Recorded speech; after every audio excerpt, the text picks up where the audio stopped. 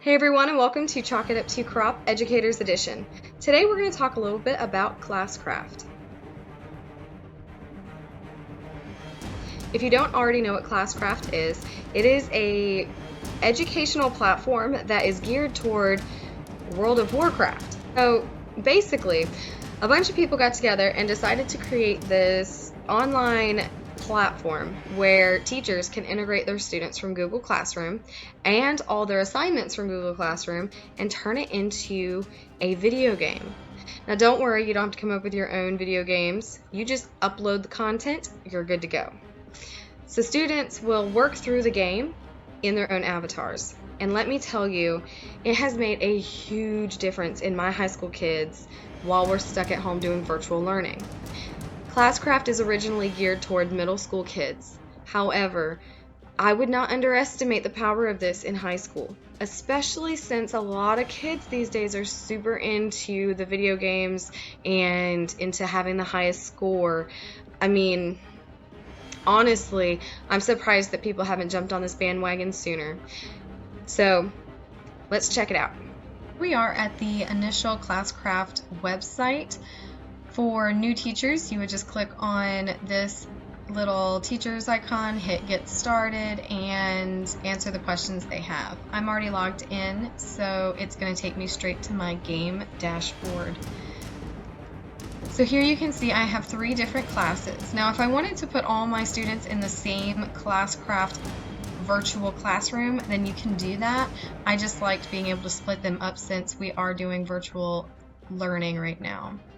After everything is set up, I would click play in order to bring up my dashboard. Now this is my dashboard. I get to see all my students over here, and in the second column I get to see how they're doing in the class.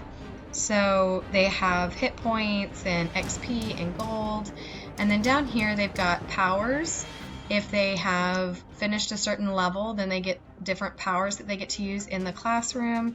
And sentences would be if they did something inappropriate, I would want to deduct points for that. So when you want to add points to your students, you just click on the plus sign, and I get to add all these points for my students for doing positive things in the classroom, like being present and ready to work, or helping each other out during a team or group exercise. So a lot of these things sometimes can just help people talk, remind them that they get extra points for sharing their voice in the classroom when students don't want to really talk about something. Another great thing that you get to do is down here at the bottom, I can enter my own rewards if there's specific things that I want students to do in my classroom. When we're talking about the game, we're talking about these quests that you can set up. So this is actually what the game itself looks like. Now remember, you don't always have to play these quests.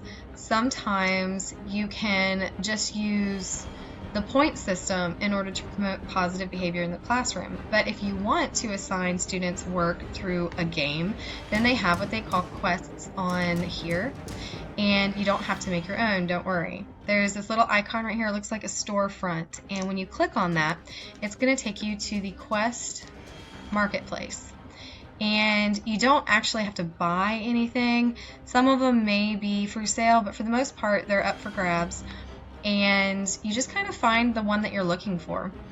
So if you come down here, you can actually browse by subject. So let's say I want to look at drama.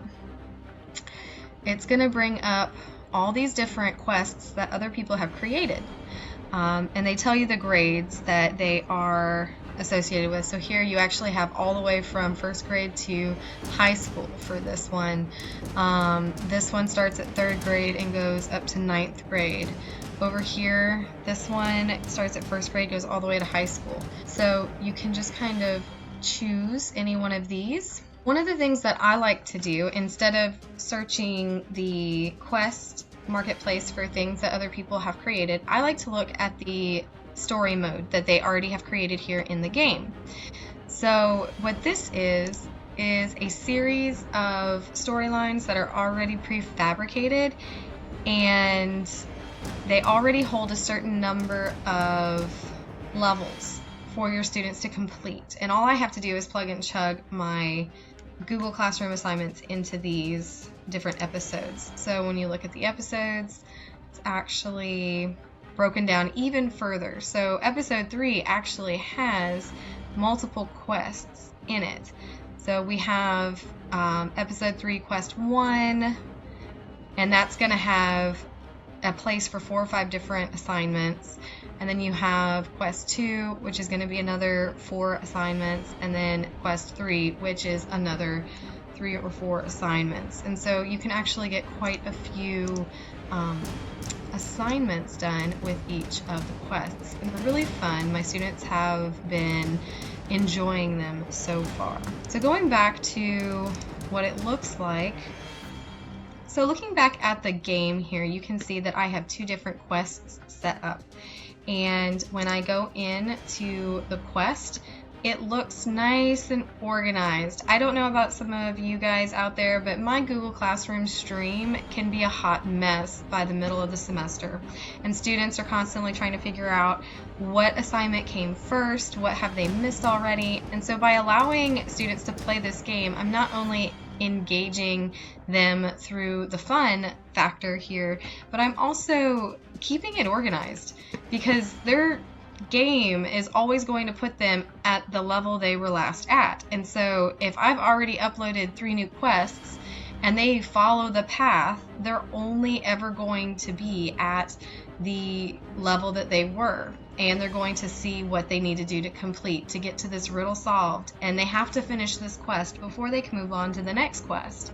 So again, this is a really easy way to make sure that your students are on track, to make sure that they're keeping pace, and even better, it's all connected with Google Classroom. That's what these little icons are showing us here, is that I've imported my activities through Google Classroom. They can look here when you click on task, it takes them to the directions from Google Classroom and the attachment here. So when I click on this attachment, it's going to bring up the materials that I've given them in the classroom. And they can actually submit their work through here as well. Classcraft is amazing. I hope you guys give it a look. I hope you guys check it out, try it out, and leave some comments for us. Let us know what you thought about it. I will have another video coming out shortly for you guys to learn more about how to actually set up your Classcraft accounts. They give you a really good walkthrough, but I figured I'd run through it for everyone as well. Hey guys, Jessica Senesac here. Just wanted to say thank you to all of you for watching today's video. Please remember to check the description below for any links and information on upcoming videos and any other cool information we have hidden over there. Please remember to like, share, comment, and subscribe to our channel. We need you so that we can keep making our videos. Thanks again for watching, guys.